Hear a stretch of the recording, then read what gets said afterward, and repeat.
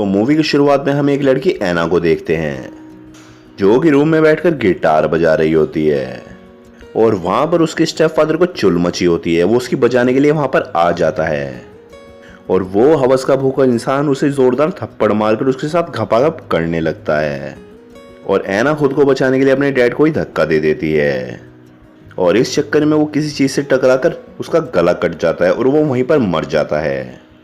और इस जुर्म में पुलिस ऐना को पकड़कर जेल में डाल देती है। ऐना अपने आप को बेकसूर साबित करने की बहुत कोशिश करती है लेकिन ऐसा नहीं हो पाता और उसकी 4 साल के लिए लग जाती है।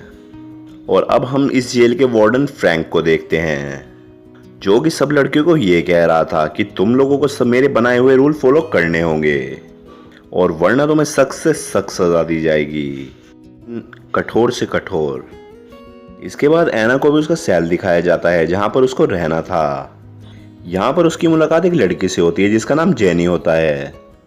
जेनी यहाँ पर 5 सालों से रह रही थी। वैसे तो जेनी ज्यादा बात नहीं करती लेकिन पता नहीं उसे ऐना को देखकर अट्रैक्शन होने लगती है। और नेक्स्ट जब ऐना काम कर रही होती है तो उसके पास एक लड़की कोडी आती है जो कि व्हाइट ग्रुप की लीडर होती है। वो ऐना से कहती है कि तुम मेरे ग्रुप में शामिल हो जाओ लेकिन ऐना उस पर बिल्कुल भी ध्यान नहीं देती। लेकिन कोडी कहती है कि ऐसा यहाँ पर नहीं चलेगा, अगर तुमने मेरा कहा नहीं माना तो यहाँ के लोग तुम पर काफी जुल्म करेंगे, यानी कि तुम्हारी सुरंग को गुफा बना दिया जाएगा। लेकिन ऐना मना कर देती है और इस पर कोडी को बहुत ज्यादा गुस्सा आ जाता है। और जब ऐना एक दिन सफाई कर रही होती है तो वहां पर व्हाइट ग्रुप की बहुत सारी लड़कियां आकर उसे मारने लगती हैं।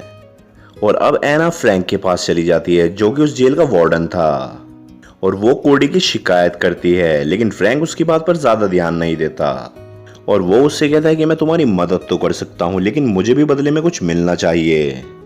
और फिर वो ऐना को टच करने लगता है और फिर ऐना समझ जाती है कि इसका प्रैंक बहुत भारी पड़ने वाला है। अब ऐना वहां से चली जाती है और अपने रूम में जाकर रोने लगती है।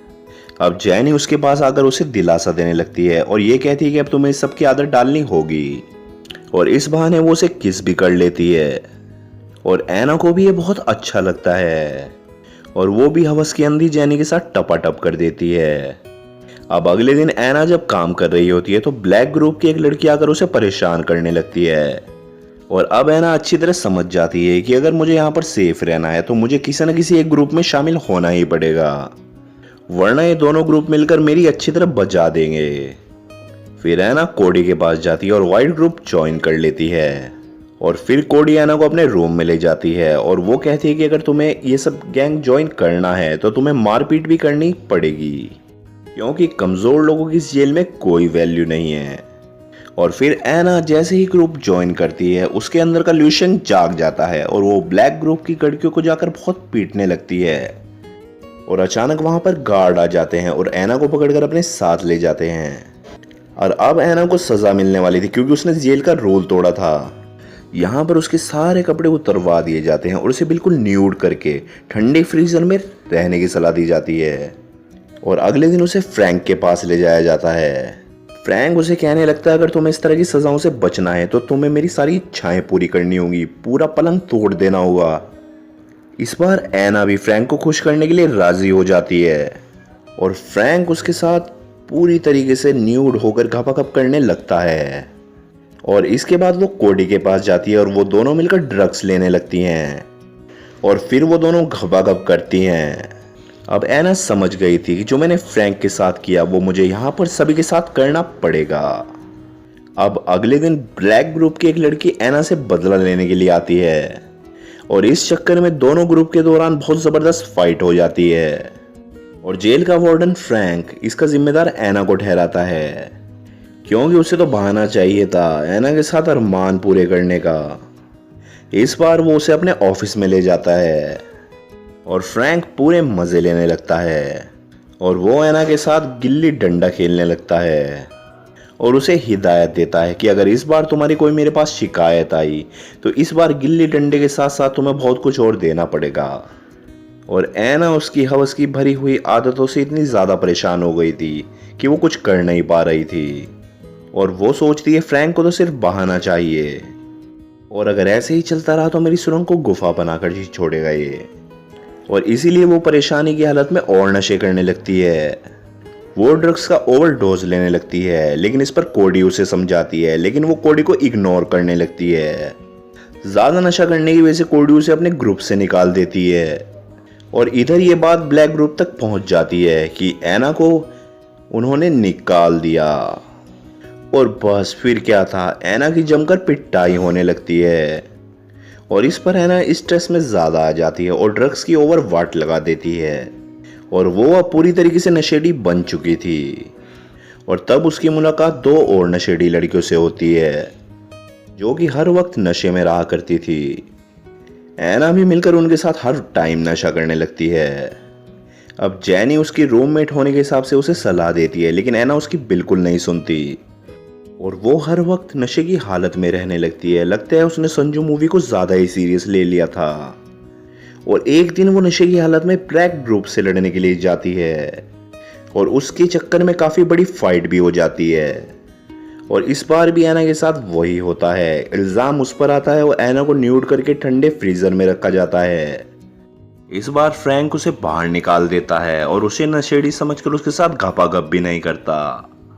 और वहां से बाहर आकर एना फिर से ड्रग्स लेने लगती है और कोडी भी उसे देख लेती है और उसे रोकने की कोशिश करती है।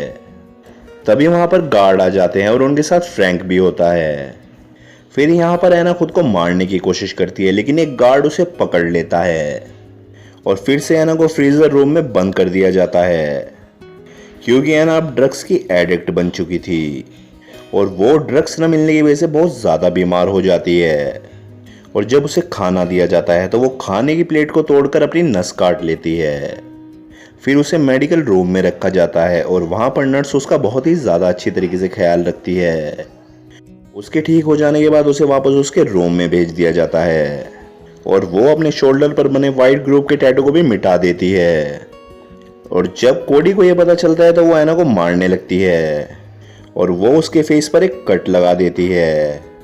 जब एना मेडिकल रूम में थी तो फ्रैंक उससे मिलने के लिए आता है और हमेशा की तरह वो उसे गलत इरादों के टच करने लगता है।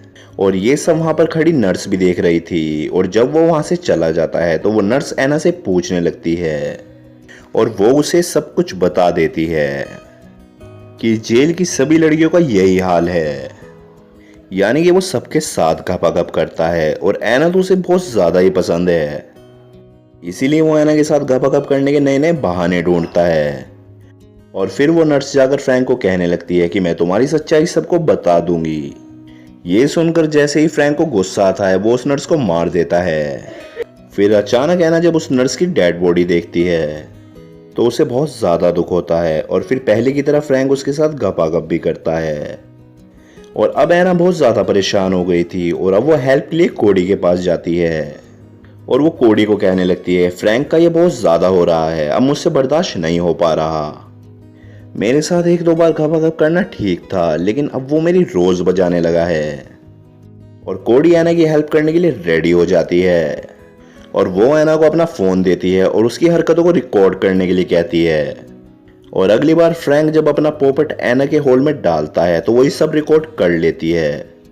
और सीनियर ऑफिसर जब गर्ल्स से पूछताछ करने के लिए जेल में आते हैं कि कोई प्रॉब्लम तो नहीं है, तो एना फटाक से वो वीडियो दिखा देती है जिसमें फ्रैंक एना को अच्छी तरह पेल रहा था और उसकी सारी सच्चाई बाहर आ जाती है। और फिर वो सीनियर ऑफिसर एना की सज़ा माफ़ कर देते हैं क्योंकि उसने कई लड़कियों की ज़िंदगी बचाई होती है। अब फ्रैंक को सज़ा हो चुकी थी और एना बाहर आ चुकी होती है और वो अपने घर चली जाती है। और यहीं पर इस मूवी का एक्सप्लेनेशन ख़त्म हो जाता है। तो उम्मीद है दोस्तों ये मूवी आपको ज़रूर पसंद आई होगी। वीडियो को लाइक और शेयर ज़रूर कर दें, चैनल को सब्सक्राइब कर दें और साथ ही बेल घंटी के आइकन को दबाना मत भूलें ताकि हमारी आने वाली वीडियो आप तक जल्द से जल्द पहुंच सके। तब तक मिलते हैं आपसे अपने अगली वीडियो में।